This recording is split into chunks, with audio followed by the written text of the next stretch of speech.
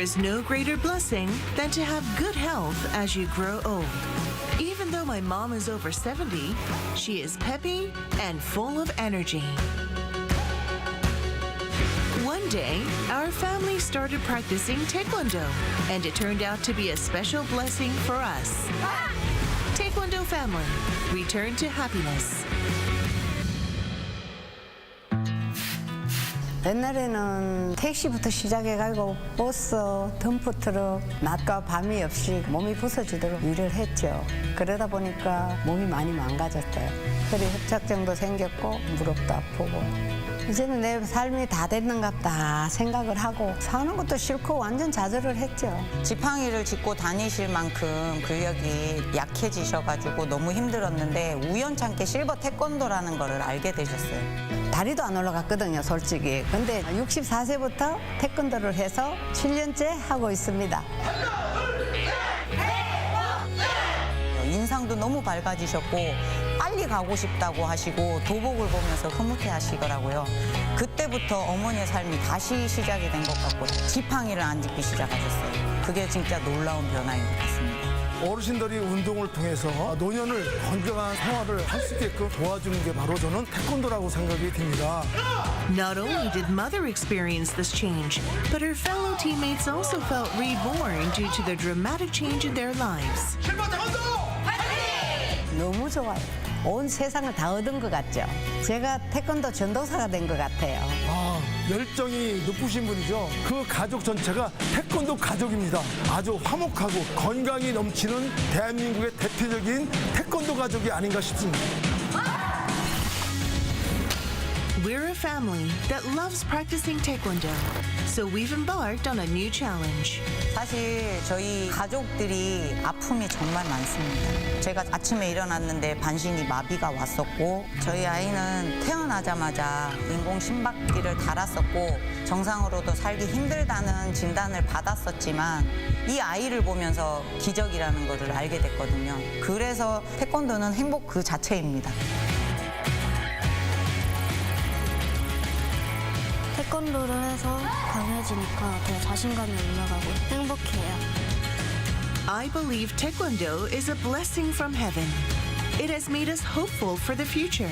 Every day, we're excited to see what's in store for us tomorrow. Practice it with your family. Taekwondo brings happiness.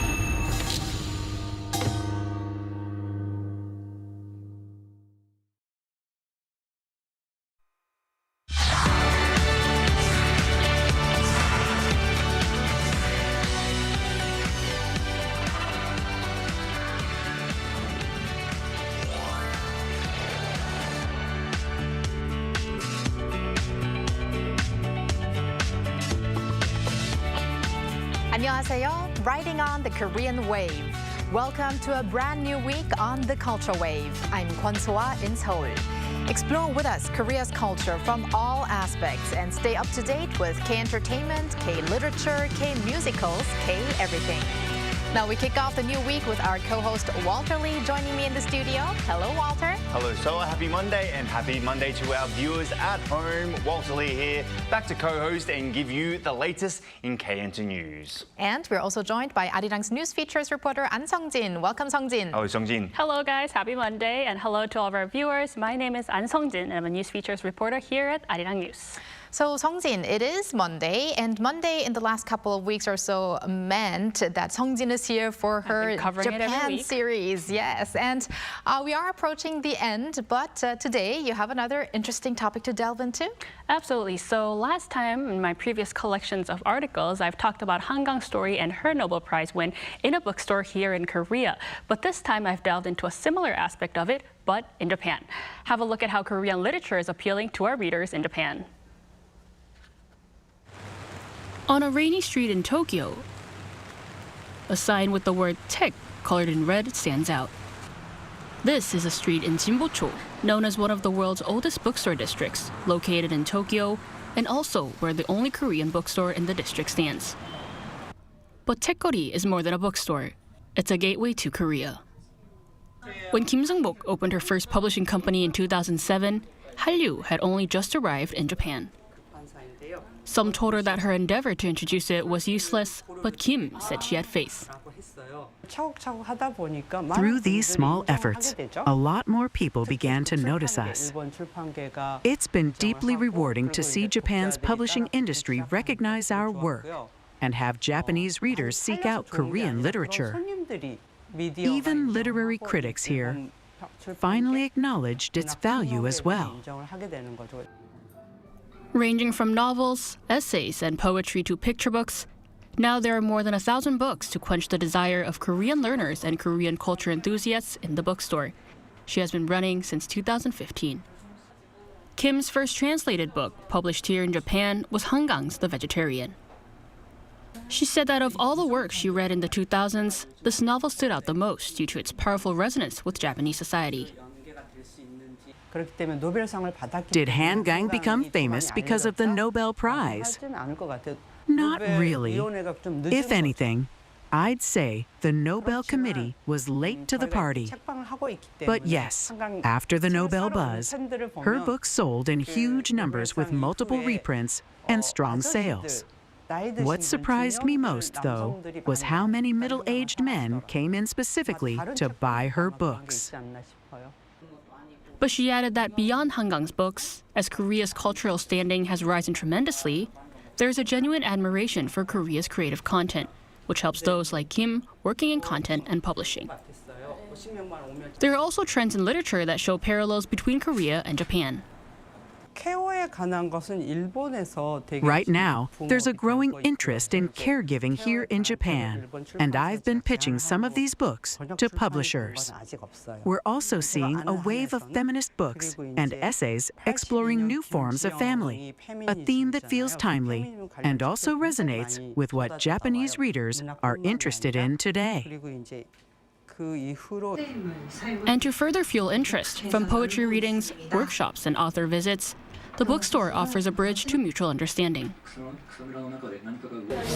This publisher hosts around 100 events annually to introduce Korean literature to the Japanese public.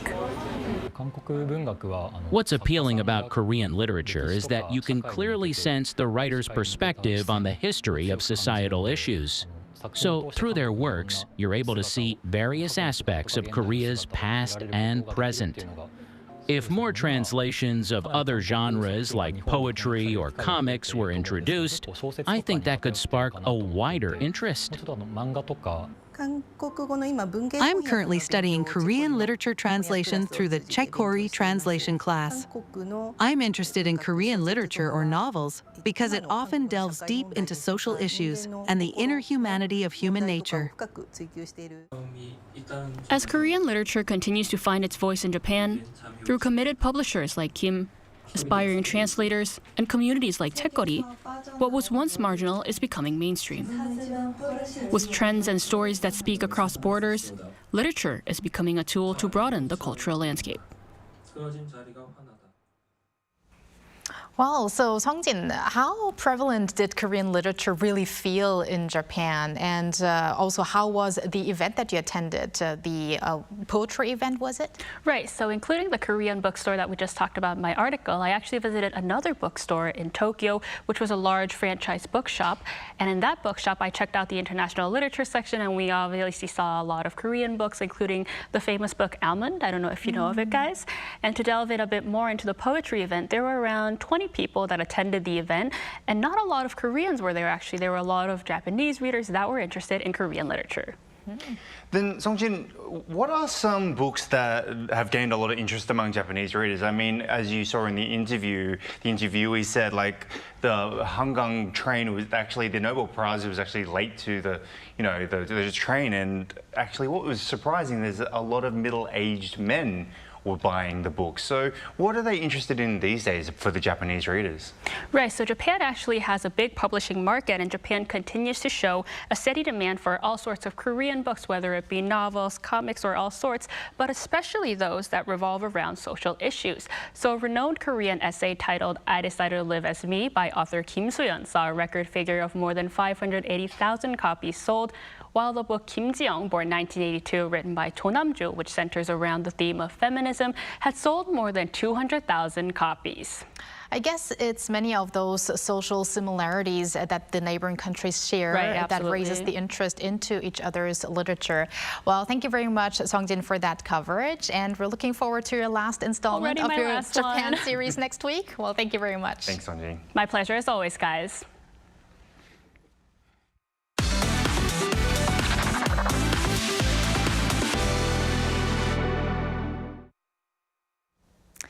And now time for some K-entertainment news with our Walter Lee.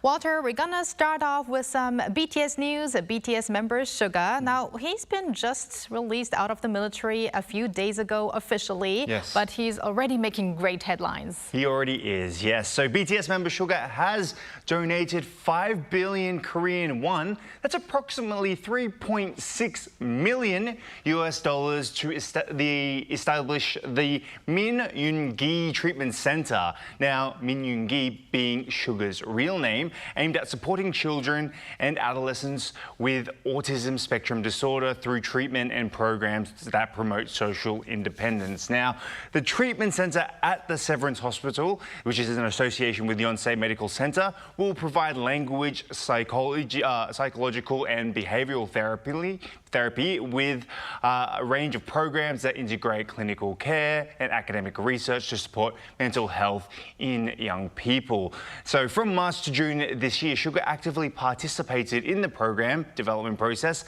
by spending weekends with children affected by autism. He played the guitar and other instruments to help the kids engage with rhythm and harmony, encouraging them to emotionally express themselves and teach them to communicate through music. What a touching deed. And we're also looking forward to more music of BTS as a whole. And now we're going to move over to another boy group, ATEEZ. What do you have? That's correct. So according to Billboard's preview article released on Sunday, ATEEZ's 12th mini album called Golden Hour Part 3 has debuted at number 2 on the Billboard 200, the main albums chart in the US. Now, they were just missing out on the top spot to American country artist Morgan Wallen's in his album I'm the Problem. Now, Golden Hour Part 3 sold 105,000 album units during the tracking week. Now, of that total, 500,000 were physical album sales, making it the best-selling album of this week's top album sales chart. Now, with this release, ATEEZ has now placed 7 albums in top 10 on the Billboard 200, including 2 that have reached number 1. Fantastic news for ATEEZ and their fans. Indeed. And from boy groups, now we're going to move over to a girl group known as Idol. Formerly known as G-Idol, yes. Right. So Idol were awarded the grand prize, or Daesang in Korean, at the 34th Seoul Music Awards, one of the Korea's major pop music ceremonies. Now, at the event held on Saturday in Incheon, Idol received both a main prize, or Bonsang in Korean, and the grand prize, the Daesang, making them double winners on the night. Now, this is also Idol's third grand prize this year so far. Now, the group thanked their fan group by saying it's truly an honor to receive the grand prize, just like the senior artists we've admired since we were young. We were able to come this far thanks to Neverland, which is their fan base, who have always supported us no matter the time or place. Now, other winners included Kiki, Hearts to Hearts, and Kickflip, who were recognized for Rookie of the Year honors. I remember that Hearts to Hearts had that as one of their to-do lists of the year. And also Rosé, 17, Stray Kids, and IVE were also among the artists who received main prizes as well. Well, congratulations to IDOL and also the other K-pop acts. And by the way, Beyond, the member, one of the members of IDOL, she was wearing a beautiful dress because she was actually even emceeing for that event. That's correct. That's why we saw her a little different from her other members on the picture. Yes. Well, thank you very much, Walter, for those updates, and stick around. Will do. And now let's take a look at what our AI anchor Ari has for us today. Ari, take it away. Hello and welcome to your AI guide to the latest cultural updates from Korea. Here's our top story.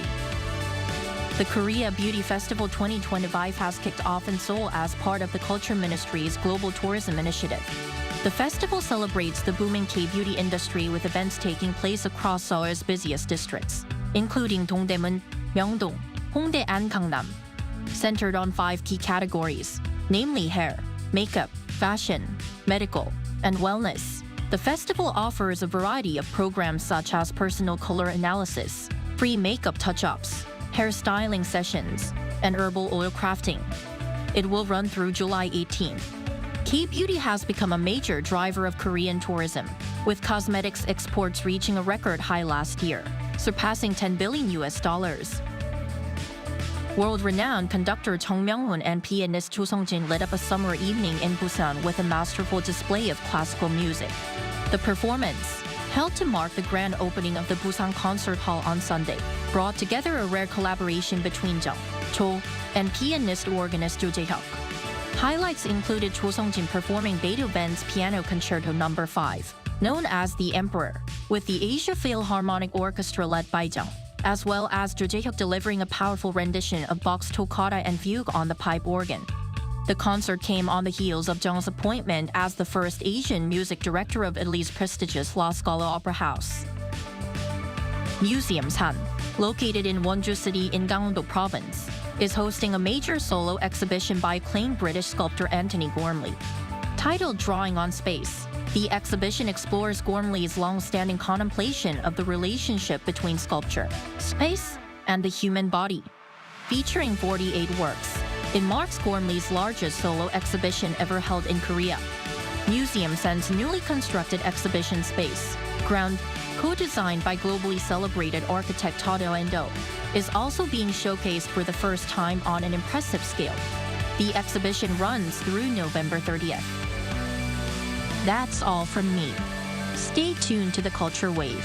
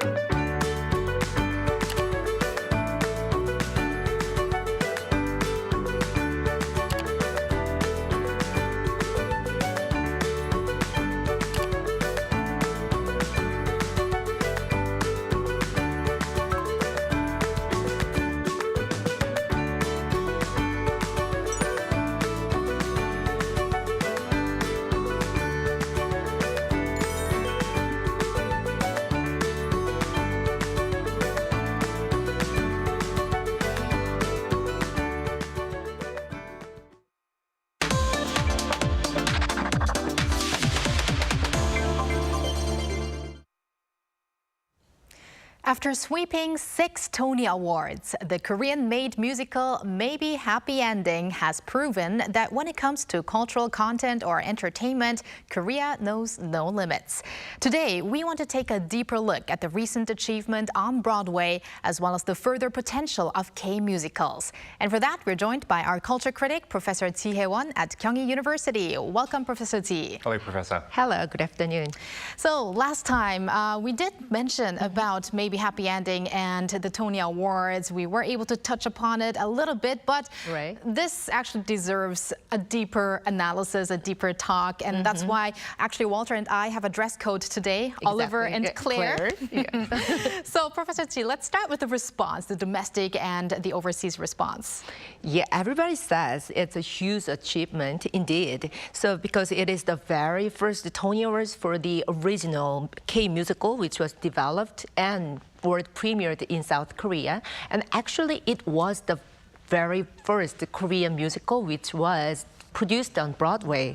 And for the Park Chun-hyu, Hugh Park is the first the Korean musical creator who won the major theater awards, including Tony Awards and the Drama Desk Awards.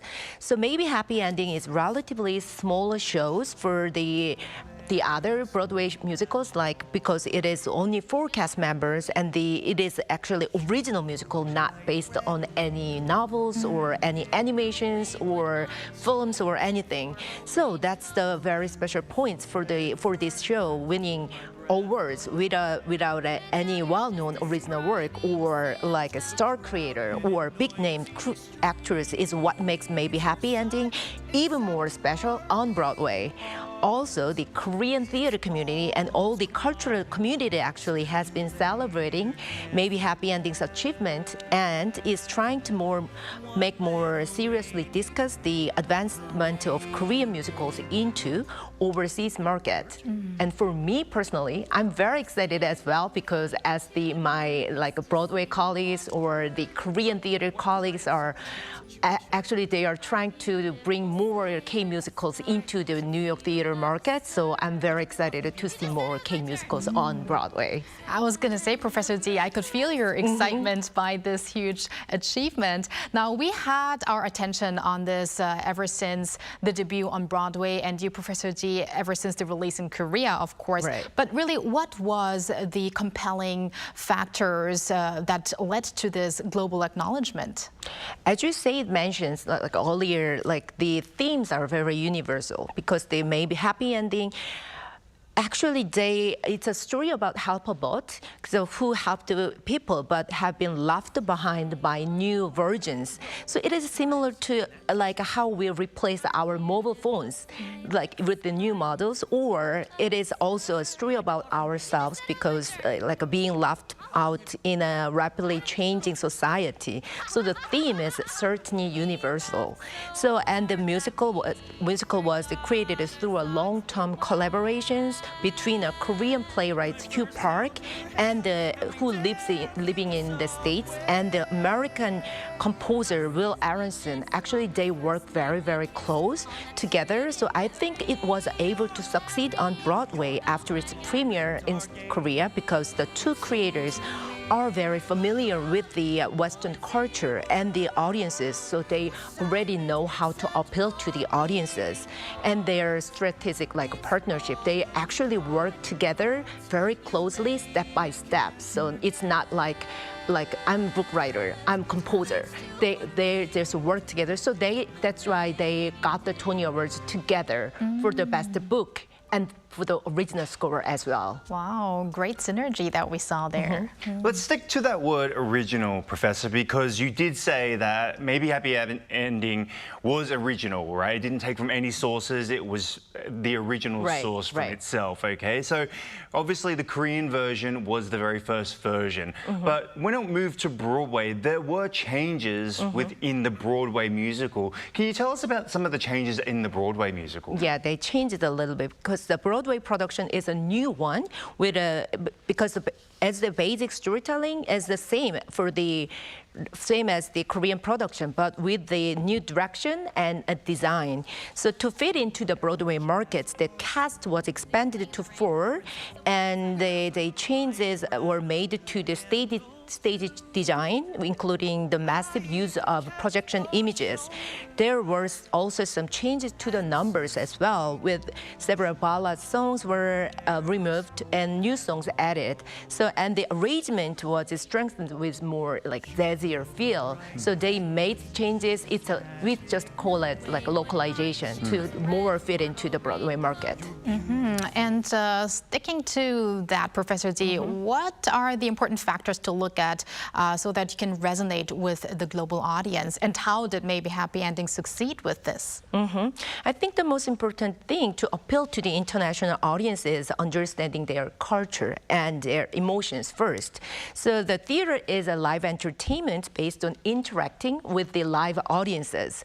So it is important to understand that their tastes or preference of the audiences from other cultures or other countries when creating or developing a work. So I believe rather than producing a work tailored to the taste of Korean audiences first and exporting it overseas markets afterwards, it is better to create a work targeting larger markets from the beginning, in the first place. I see. And apart from maybe Happy Ending, as Korean musicals are growing in more interest on the international stage, which productions are currently running overseas, like on Broadway, or which Korean actors are sort of, let's say, active abroad in the musical stage? Unfortunately, there is not any other shows currently running because they run like a short period of time and they close and they just start the period of running again. But another original musical, Fan Letter, has gained a significant international acclaim, winning multiple awards, including in China and Japan. So the musical is set in 1930s and a time of Japanese colonial rules. So the story revolves around the young writers during the turbulent period of history. So, and some others, such as Marie Curie and Red Book and Swag Age, shout out Joseon, keep trying to branching out into the major theatrical market, including West End and Broadway. Also, recently, the performance of several Korean-American actors have been notable. Earlier this year, Claire Kwon debuted as Claire in Maybe Happy Ending, and Timothy Lee, Korean name is Lee Hae-chan, played Orpheus in the national tour of Hadestown. So in addition, many other Korean actors and creators are challenging themselves in overseas market as well. Okay, that's quite interesting. So to go back to what you said, unfortunately, most Korean musicals, they shut in a very short time. So what do you think is the main thing that Korean original musicals should do to reach higher in the global market from here on?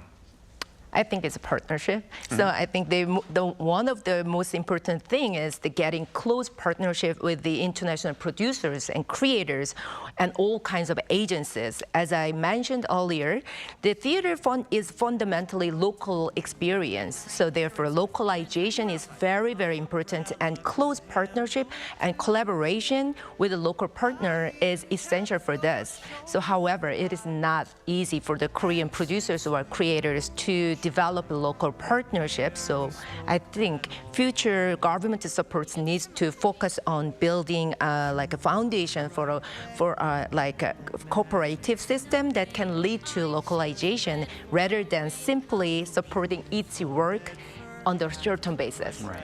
And finally, Professor Ji, do you believe that K-musicals could become a Hallyu genre of its own? Of course I do, of course. So I believe the potential of a Korean creator is unlimited. However, just like K-pops or K-movies and K-dramas, in order for the K-musicals to target international market, it has been necessary to build a more solid industrial foundation from initial stage of creation, production, and distribution as well, considering the global theater industry and the audiences. So not targeting Korean first and the global market afterwards. They have to focus on the global market in the first place, I think. All right, let's hope that this advice will be taken. And thank you very much for your insights, Professor Ji, and have a happy rest of the week. Thank you. Thank you very much. Thank you. And Walter, have a happy rest of the day, and we're going to see you back here tomorrow. See you tomorrow. The New York Times released an article over the weekend titled How South Korea Became a Cultural Powerhouse and What's Next, and subtitled With BTS Poised to Reunite, Squid Game Returning, and a Broadway show winning awards, the one just we talked about, the Korean cultural wave keeps on rolling. Now we're going to keep on rolling on the cultural wave tomorrow, Tuesday, so join us at 2 p.m. Korea time.